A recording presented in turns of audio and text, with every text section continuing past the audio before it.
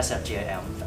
I'm excited to bring to you a very special guest because I know the next few minutes he would definitely stimulate your sex life. So, hello, Dennis. Hi. How are Hi, you? Bob. Nice to meet you. So, I saw your workshop yesterday here in Atlanta with a packed audience, which large of the audience are Asian. And of course, the topic of the workshop is quite interesting. Maybe you can tell me more. Yeah. We sort of put together a very spontaneous workshop, last minute thing. Only because I saw the list of scheduled events.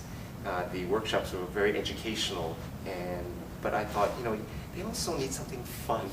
So I decided, with the help of my partner, to just throw something together, and sex-related, just to liven up and have everyone just relax and enjoy it. And we called our topic Sex Exploratorium. And the idea was to do some kind of a demonstration where I proceed to set up some of the equipment and also display some of the toys that are used within the community, the sexual community, and also explain, proper usage of these things and how to also enjoy them. Okay, and starting, sort of from a novice level onward to a bit more advanced. Right. And it turned out, like you said, Bo, a very large audience. Surprised it was big.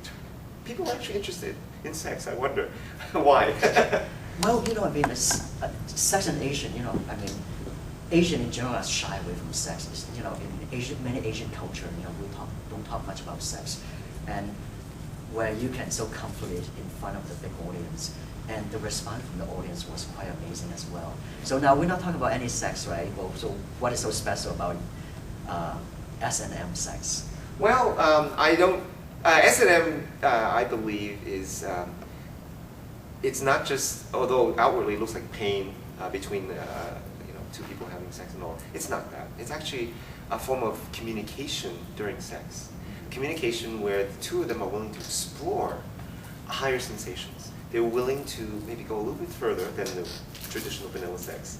But it is very important that you have a communication between the two. Traditionally, what we call the top and the bottom. And even though the topper is administering and the bottom receiving, they can actually go beyond just the normal sensations of sex, and they can actually prolong it, maybe have a heightened, perhaps heightened orgasms, if they know how to literally communicate well with each other. But because you are perhaps going beyond vanilla sex, sometimes you want to make sure you don't hurt the other individual. Okay, and there should be some form of communication established between the two. And that's what it really is. Sex with enhanced communication and perhaps enhanced sensations. That's how I look at S&M. Okay, so where do people start? Well, first of all, you do need a couple. It's not always easy to find a couple that would be compatible with that. Quite often you find that one of the members of the couple would like the whole idea of either SM or something just beyond normal vanilla sex. Want to go a bit more experimental using other gadgets and toys and things like that. And then the other one is, I don't really like that. So that may not always work out. But sometimes you have a very lucky situation where even though the other partner is not into the S&M, but would like to explore it for the sake of the other partner. I have a very fortunate situation now with my partner, where even though my partner, Jerry, is not into S&M sex himself, he actually is willing to explore, and he spent time with me, actually joining me with my community, my S&M community, to find out what is it that we do. And sometimes he now knows how, what the boundaries are, and understands the whole cultural thing of S&M, even though he doesn't necessarily play with the whole thing himself. That is a very lucky find. But that's not an easy find. I see. So I'm very fortunate here. So need to find you a good man or that's right. A woman. Yeah. So right. But that's not an easy task. But one thing I really enjoyed from your workshop is the ability to talk about sex. Because most people can't talk about that. It's just do it and. I understand, because a lot of it has to do with culturally. Sex is something we keep to ourselves. It's not meant to be shared with the community. I mean, imagine a small Chinese village. When rumors start, everyone in the village knows. So you don't want, right? So I understand tradition like that. Even in America, we may be guarded about jobs. It's hard for us to make a living nowadays, and we want to make sure we stand out. in the career that we're pursuing, and we don't want, we don't want people to hear about what we do behind it, and I understand that. But So what advice can you provide? advice I can offer on perhaps people being a little bit more open about sex is, I think what I did yesterday may have helped. Oh, To totally. get people comfortable with the topic, where, okay, I wanted people to laugh, and they did. They really had a lot of laughs yesterday. But laughing actually removes some of the taboo. Okay. It's like, oh, you know what? I'm laughing because I know other people in the same room have the same interests. And it's a shared interest. And so a little workshop like we did yesterday definitely helps break the boundaries down.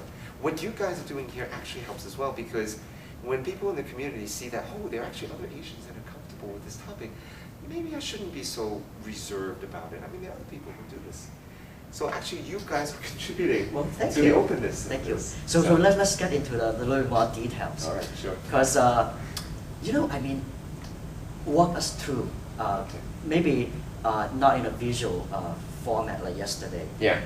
You had a sling set up and someone was on a sling, and then you have many demonstrations. Right. What I did was in under 10 minutes time, I wanted to show everyone in the room that, you know what, there's a lot of interesting contraptions you can enjoy for a sexual pair.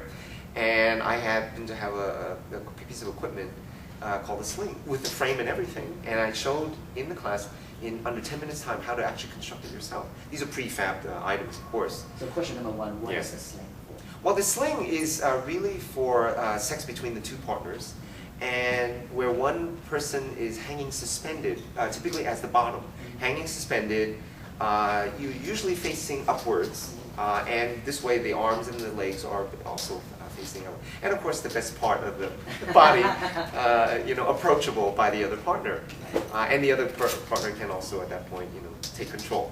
What's great about using what we call the sling is both partners, the top and the bottom, have both their hands freely available to do whatever they want during sex. So this way, the top doesn't have to try to support the bottom. Like traditionally, when you're having sex in like a bed, you have to support the bottom and also support themselves. And it's hard because we work with gravity.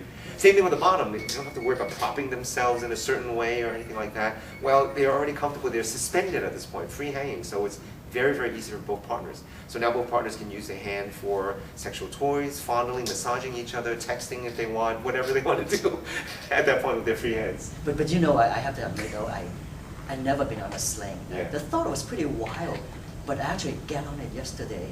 It's comfortable. It's very comfortable. But- It's like a hammock, when you swing on between two trees, a hammock. But in this case, you're just a little bit more wide open. But the hard The part is same. that how to get people able to get on a sling. The barrier. The barrier. Yeah. How do you break down the barrier? The barrier is they look at it and they think, oh my gosh, I'm not into S&M. Can you imagine? You go home, you say, "Honey, I have this for you," or how are you gonna convince your boyfriend? to I'm go not out? getting on that thing, no way. Right. But again, you have to really do it with fun. You really have to relax everyone. And that's why the first thing I did when I had my volunteer get on the sling, I wanted to relax him. Because he was a little reluctant, even though he was willing to try. And I did use a massager, a vibrating massager on him to basically relax him. And I also asked him, how do you feel on this? Is any pain or any stress anywhere? He says, no, he feels very comfortable. It's really like hanging on a suspended hammock. Okay, so walk our audience through. Get on a sling. Yeah. And then what? Get on the sling. Now the bottom gets on the sling, and they proceed to hold on to the chains on the top, and also the legs can now be spread open, wide open, and there will be on the front part of the sling straps to hold up the legs. So this way you don't have to have any muscle strain of trying to keep your legs up. I see. So, and then at that point, now the person slides forward a little bit, and now the butt area is really approachable by the top as a result. And now the fun begins. The fun begins. Now you use your imagination. Okay, use my imagination. Yeah.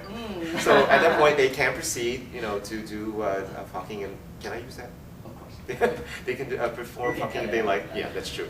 They can perform fucking, or more exciting, foreplay. I see. That's the more interesting. It's a bit foreplay, and again, relaxing the bottom, and starting to stimulate certain parts of the body, and moving eventually towards the the butt area. Right. Okay, because the bottom, being on a sling basically announces that the bottom wants some kind of ass play. That's really what it is. Right. And also the top is interested in performing and offering the ass play. Right. Right. So again, it's a communication between the two for this particular really exciting form of sex.